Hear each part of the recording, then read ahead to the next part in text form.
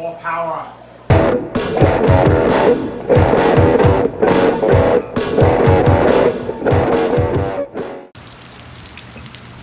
So it's another beautiful day on the Oregon coast, and we decided that today would be a good day to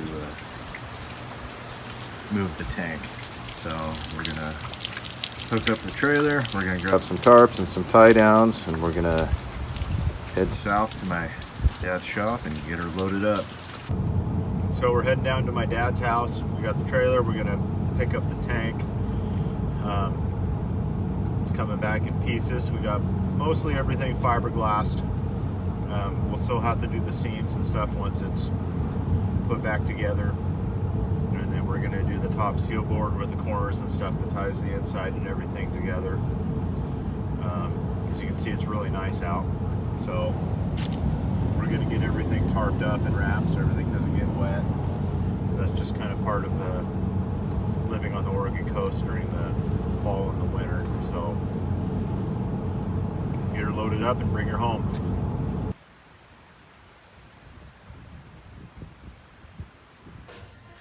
We're going to sand it, but we're trying to get rid of some of the sticky from the fresh fiberglass. The resins that float to the top. And we'll end up doing this, I will sand it, and then you'll end up doing this again with Scotch-Brite and green Scotch-Brite, acetone, and red. Because nothing will stick to fiberglass that's got a scum layer on it. And this stuff will harden again pretty quick, right? I'm going to sand it in just a bit.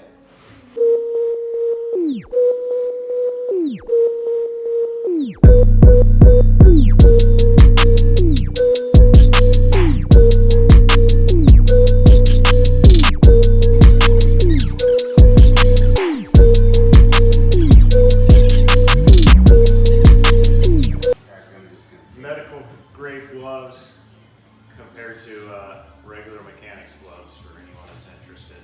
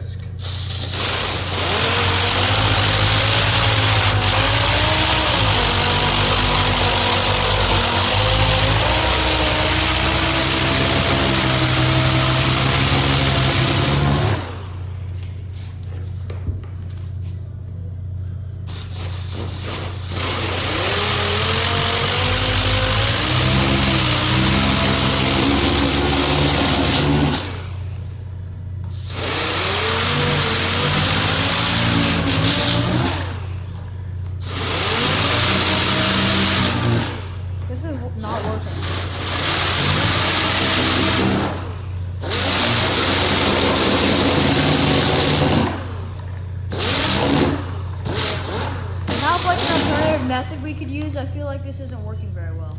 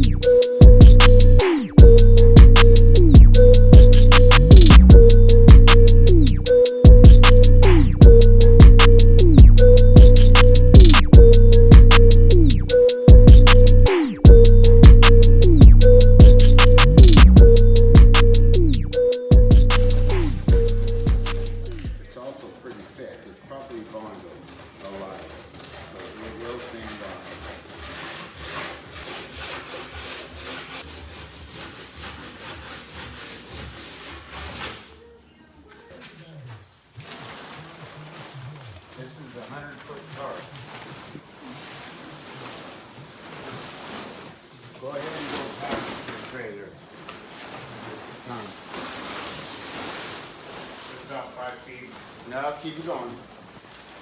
It's a big tarp. 2 of these covered most of the house.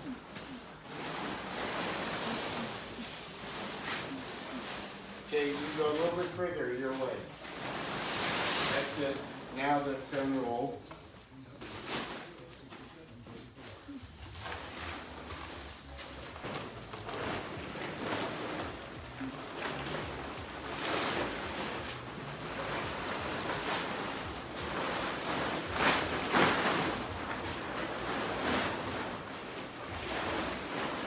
We may not need to unfold it any further going on.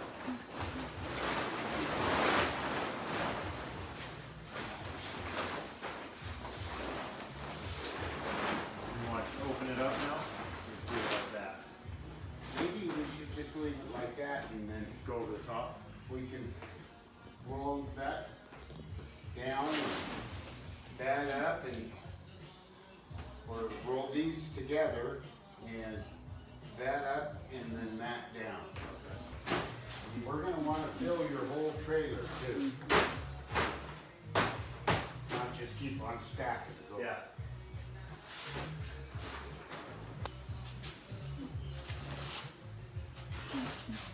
Probably do fiberglass side down. Nah, go ahead and put it up. Because we'll put fiberglass against fiberglass. All right, now.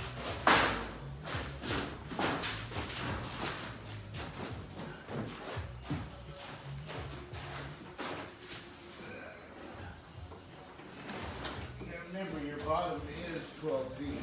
Yeah. It might be a tight, this is a 12-foot trailer, right? 10 or 12. It's 12, I do believe. So.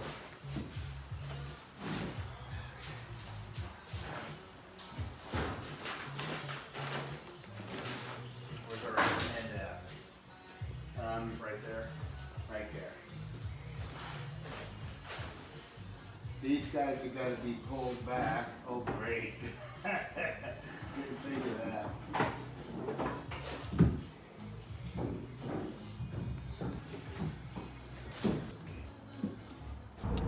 All right, so we're all loaded up. We're on our way back. Got everything tarped up, and look, the sun decided to come out.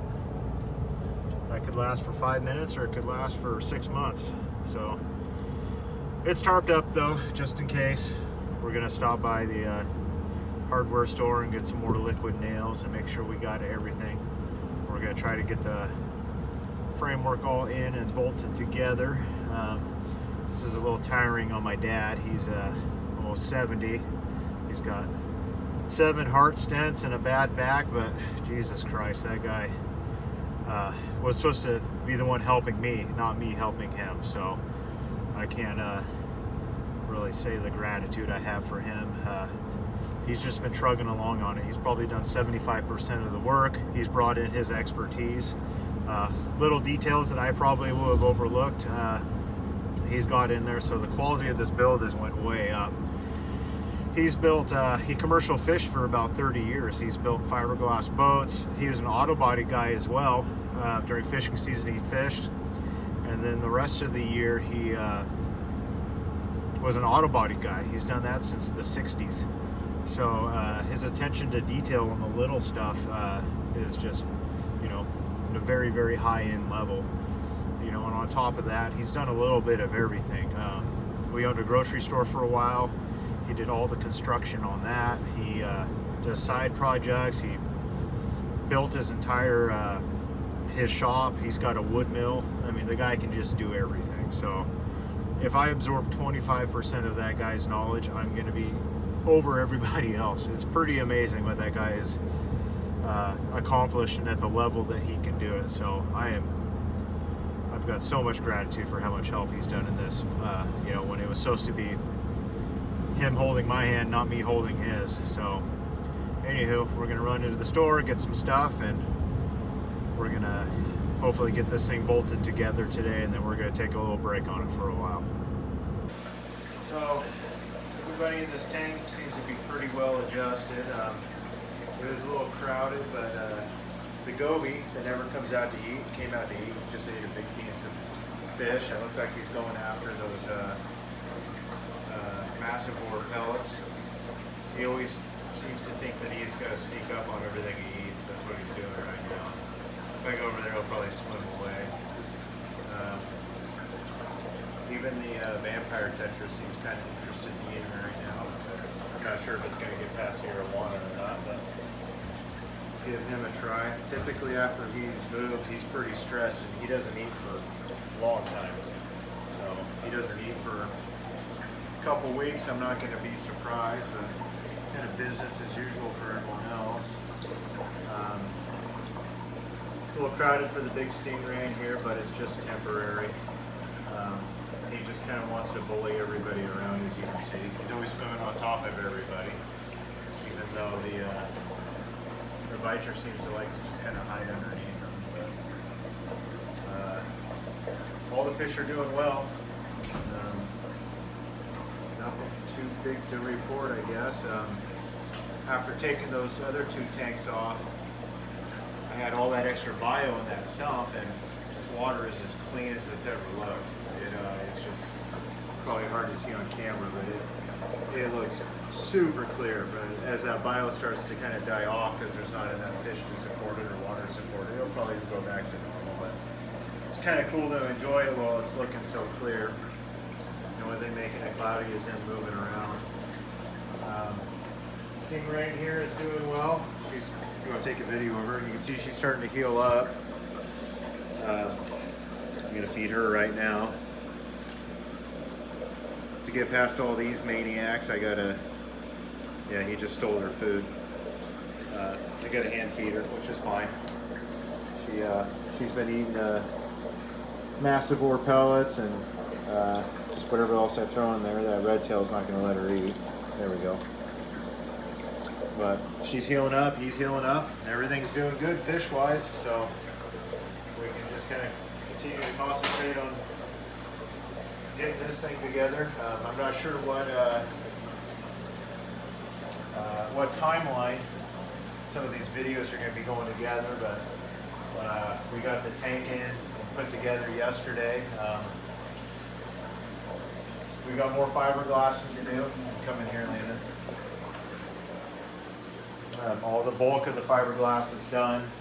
It's been scuffed up. And then we're going to go ahead, we got to fiberglass all these seams. They've been sealed, but we're going to fiberglass all these seams. We're going to get fiberglass around where the windows go. And then, not sure if we're going to put the windows in then, and then put the sealer around it, or vice versa, or both. I got to talk to my dad about that a little bit more. He's the expert on this stuff, but we got this tank in and together in about an hour and a half. Everything went together really well, with the exception of one corner. As we tightened this with more than a few screws, things got a little tight, so we had to trim down in through here on this plywood here.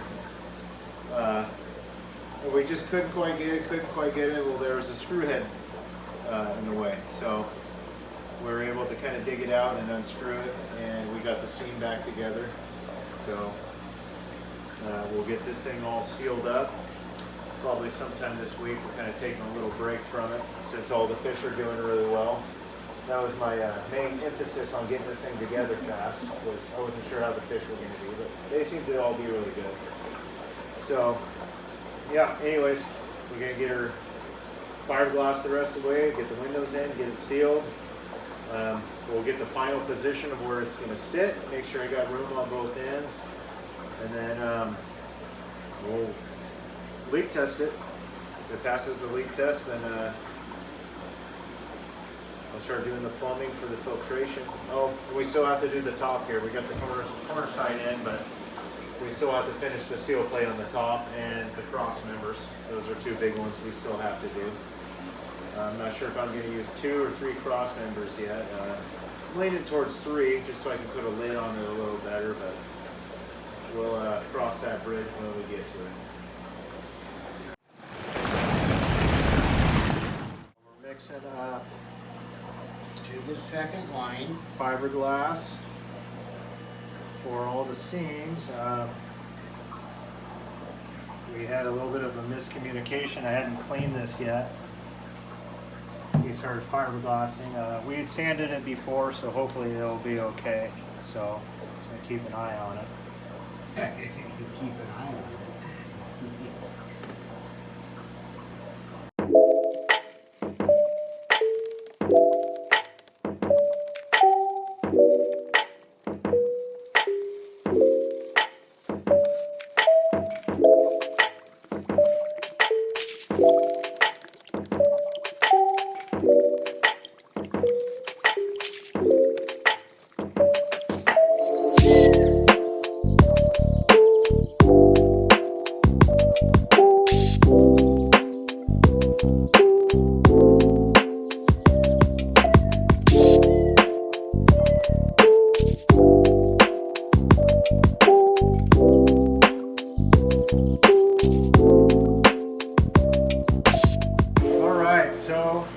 Fiberglassing is completely done. Not that you can really tell, but we did all the corners, we did all the seams, we just did all that good stuff. I'm gonna let this cure for a couple days, and then I gotta come in and I've gotta clean it all up, I've gotta sand it, and I gotta get it all prepped for laying the sealer down. So that will probably be on Saturday. Today is Tuesday. So all the hard stuff is done. It'll be pretty rewarding to start throwing the sealer down and make it start actually looking like a tank and getting the glass in, of course. And then from there we're going to start plumbing it and running it into the sump. I still need to get some more biomedia for the sump. But what I'll do is I'll let this thing sit, do the leak-proof thing for a few days.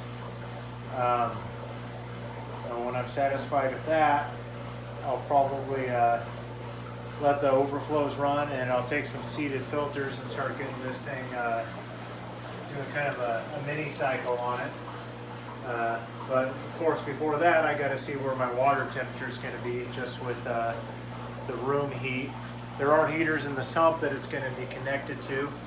So I ordered a thermal valve, so my drip system will be warm water.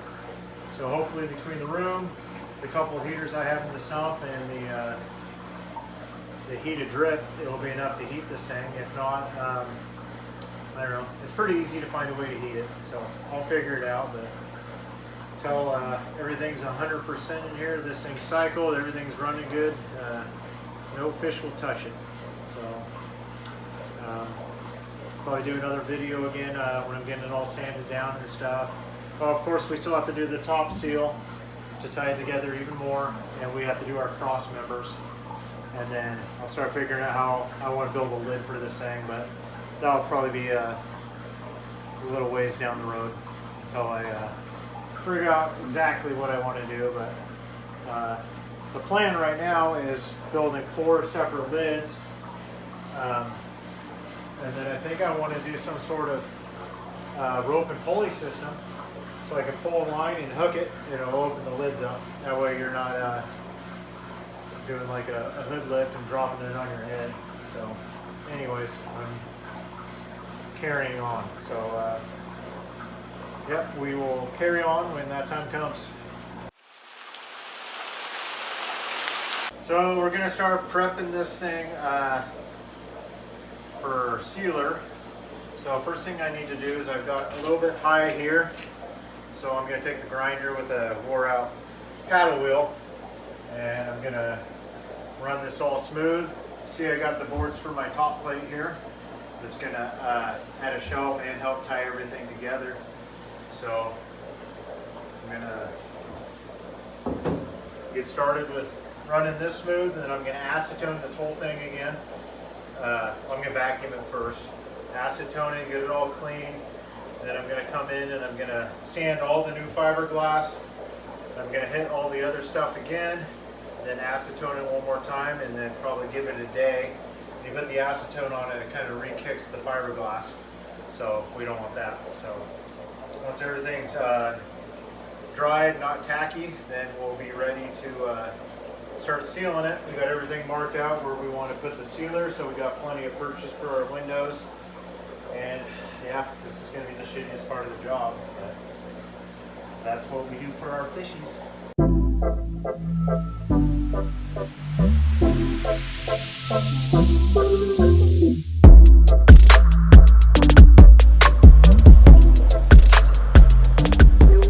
So we got these all nice and smooth. Well, we got a big mess in here. The next thing we're going to do is put in these overflows. So these guys are fully threaded. That way they can be removed easy. Learned that the hard way with hard plumbing a few things. When I had to pull these other tanks out, I didn't use threaded fittings on everything, and we had to cut it out. So our studs run, our void for our stud is here and here. So we're going to go ahead and we're going to run 4 of these guys. And that's going to be our overflows. And then to control the height, just a little bit, we're going to use ball valves. So I'll have them clocked right, so as I open and close them, it will open and close the height here. But I'm going to get these things, I don't know, I'll have to do a little bit of measuring. I want the water level over the top of the glass, or otherwise it looks stupid. So I'll get that measured out, grab a hole saw. We'll put these 4 overflows in. If that deems to not be enough, then I'm going to go ahead and I can add some more, and I can throw corners and stuff in. I need to be able to get in between the 2 tanks here, so that's why I'm doing it all in this corner. There should be a lot of water flow through there. With the drip system, so I've always been told the recommended is to recycle your water 3 times an hour. This tank's probably not going to do that. Actually, I know it's not going to do that. It might recycle once an hour, but with the drip system, it kind of maintains a better water quality. It's worked when I had the 500 and the other 2 linked together. The far tank had the least amount of pressure. It was probably recycling maybe once an hour. Water quality was always fine. So there'll be a little experimenting to do there. I might just have to up the drip system or something, but you never really know until you do it. Okay, so we're going to do our overflows here. So I should probably get a center point. Can you hand me the tape measure?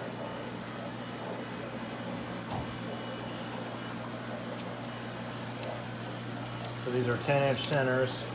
Oh, I guess they're more on this side. So 12 and a half. After 12 and a half is 6 1/4.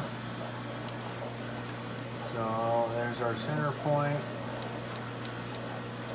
And we'll find the center of that, which is 3. And 3. Not that this is gonna particularly matter, but we want them uniform. So what we're gonna do is we're gonna take the flat end there, we're gonna center it up, and this won't be able to roll out, and that way we can tighten it from the inside and it won't spin on us. So we're gonna mark the outsides here so we know where it goes, and then take our handy dandy speed square. Now we got to find our center point here.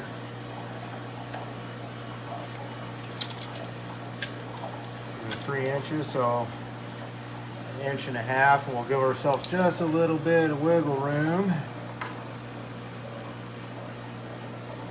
We'll do 1 1/8 inches.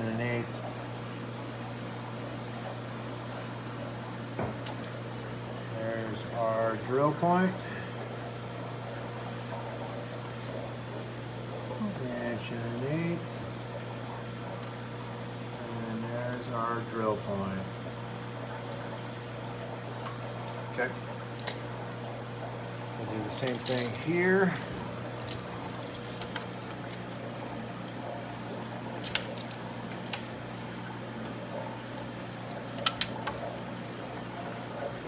So 6 1/2 is our center.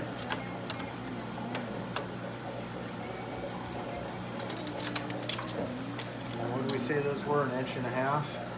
So, 1.5 inches. That does not look like center to me there. It's not. I measured that wrong. It's 5.5, not 6.5. the tape measure fell down. Tape measure fell down. So half of 5.5 is 2 3/4. So we're doing 2 3/4.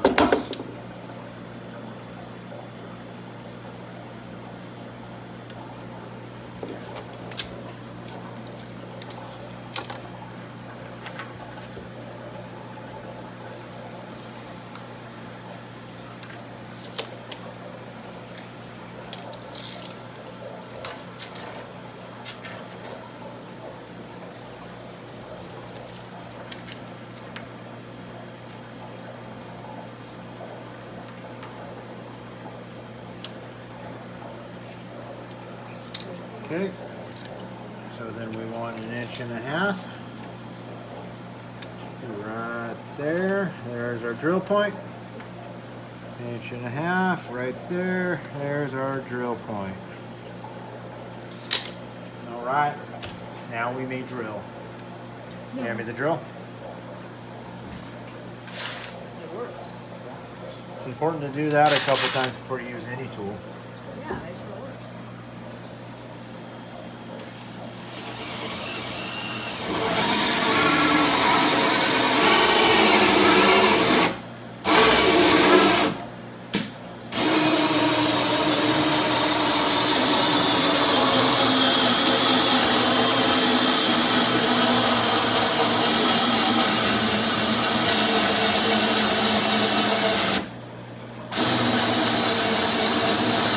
Okay, we're going to do a test fit just to make sure we're not messing up. Looks like we are good to go. So we'll go ahead and get the other ones drilled.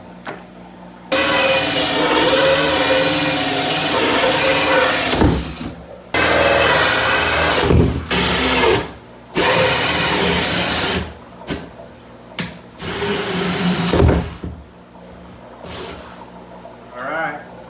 Looks like one got a little bit low on us. That sucks. So we'll go ahead and dry fit all these and take a looky-loo. Okay. Our overflows are dry fit. Everything looks good. Again, I opted to kind of put them in backwards because the seal will fit better on the backside end. That way the nut is sitting up against the framework, so it doesn't take two hands to tighten them. So it's kind of our dry fit for those, and now it's time to clean the tank.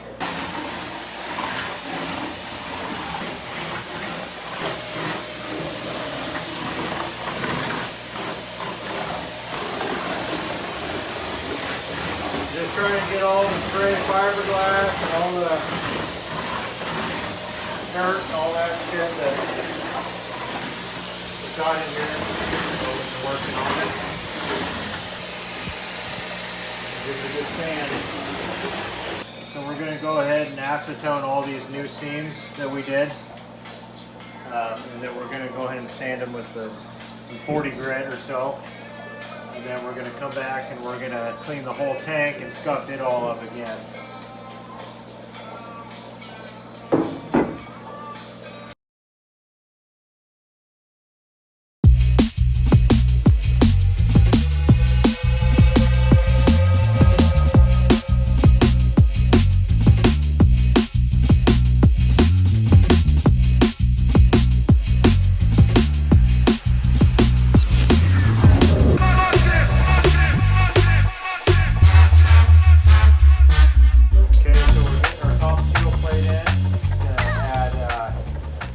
Support for our corners, and it's also going to be kind of a shelf as well. So I got this one measured out. We're going to get the other one measured out, and then we'll do a new measurement for the in-between, make sure everything fits. So we got our top seal board all in and glued. So I kind of did that while I was waiting for the acetone to dry. So our next thing is sanding it, acetoning it again, and sanding it one more time, and then make sure everything's clean. And then we're going to be ready for the sealer. So today we are going to start sealing. I'm going to do a little test batch of it here. So this stuff is called Interseal 670HS. It's a 2-part epoxy. It was recommended by Josh at Ohio Fish Rescue. So it is significantly cheaper than Pond Shield. You can get it in about any color you want, and it's supposed to be better. So Pond Shield, I think, is, oh boy, I think it was going to be about $600 or $700 to do this whole thing in Pond Shield, and this stuff was $80 a gallon. So I got 3 gallons here. 2 gallons is supposed to do all the square footage here, but I got some extra just in case. I might end up doing, if I have enough left, I'm going to do the top plates. And I might just add an extra coat because that won't hurt.